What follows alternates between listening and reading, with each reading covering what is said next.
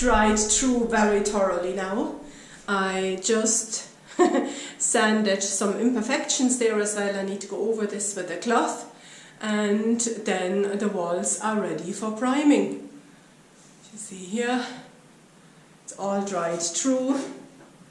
You shouldn't speed up drying out your walls or they will crack, and you shouldn't paint over walls that are still too wet or the paint will flake off. So what we've done here is we've done heating panels. We use a dehumidifier, and we have this little moisture reader, very handy to have in an old house, where we could test the walls, what is the moisture content. And it's around between 8 and 11 for all walls. So I think that's good to go now, because this is basically what all the walls in our house are.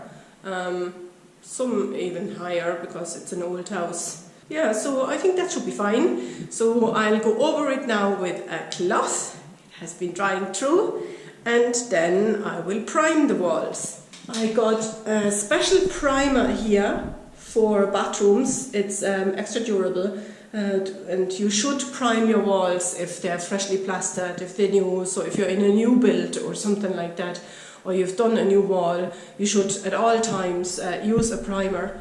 And so that's this one here. It's extra for bathrooms. It's just plain white, and it's anti-mold. It's very good. It's from Ticorila. I ordered this one from the Carlo Paint Hub.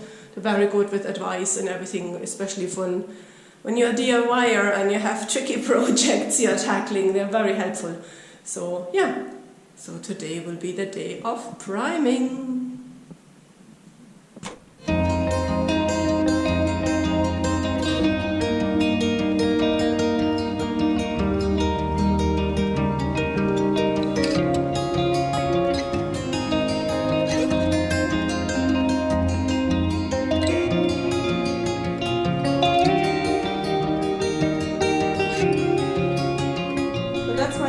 Brush for any corners.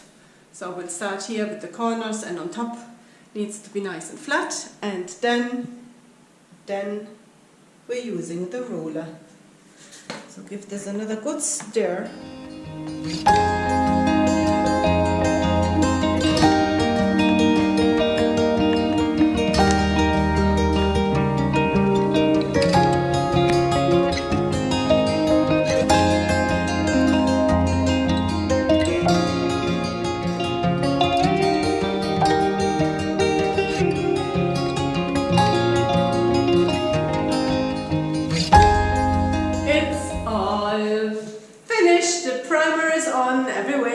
Putting the second coat on now.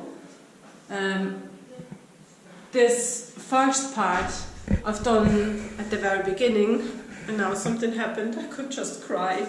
Can you see that? I pressed too hard down, and obviously the first coat wasn't dry enough, so it came all up. It was down to the plaster again. So I have to try and fix that now. Sand it down, wait until it's fully dry, and I hope I have paint left over. I have a new roller. It's the Alchemist roller. So I'll try this one there out.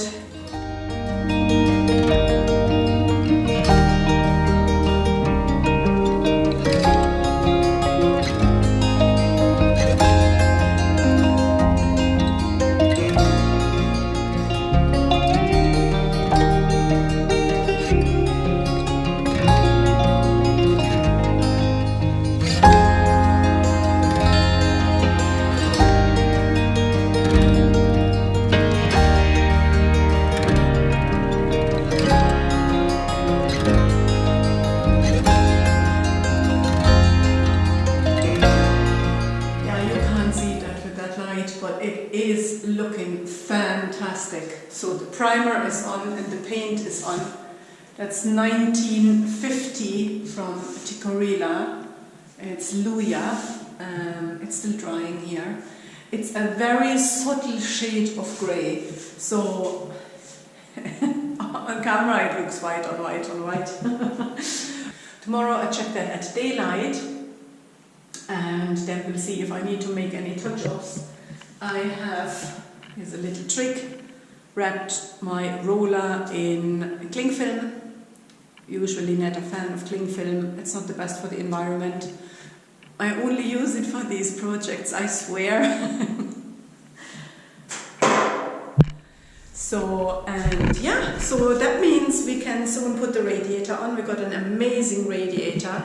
I can put the shower curtain on, so we can use that shower again. And my next step is then painting the floor tiles. Okay, everybody, the walls are painted. We have also put the radiator on, our new lovely radiator, because if the four of us use this bathroom more often, we only have this tiny little window.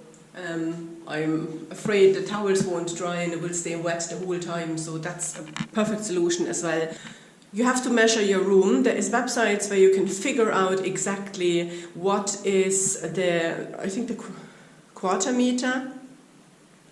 And so you know exactly the BTU, that's what it's called, of the radiator. So that tells you exactly how high, how tall the radiator has to be in order to heat a room. So you have to measure your room, the walls, the sides, how high it is, how deep it is, and so on and so forth. There's perfect websites there. Just search for BTU for my bathroom and then you'll find it.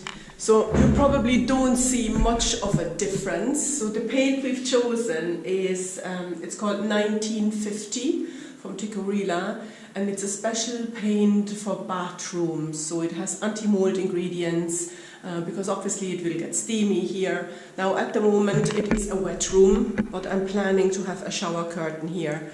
Now some of you might think a shower curtain is not as sexy, and I was thinking as well kind of having maybe a glass panel here, kind of, you know, one of them fancy ones that look very industrial with black steel or something like that.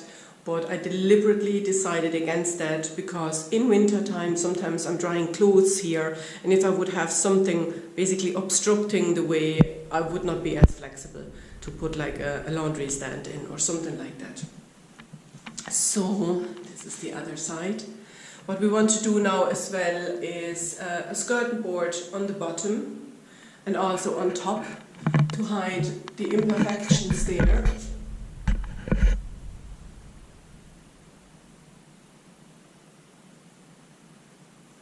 And also I found, I bought this ages ago, I forgot about that, I found that in the attic. That's a perfect, it's like an angular wooden, I would say skirting board. You can use it as a skirting board. And I will paint this white and also put it here in the corner to hide the imperfections. There was a big gap. It wasn't really worth cutting the tiles because it was really, you would have only had a sliver of a tile to stick on there. So we said we just put loads of adhesive and loads of grout on and we cover it then with this. Once it's painted white, it'll look perfect, absolutely. Bye. I hope you like that. Like and subscribe and hit that bell button.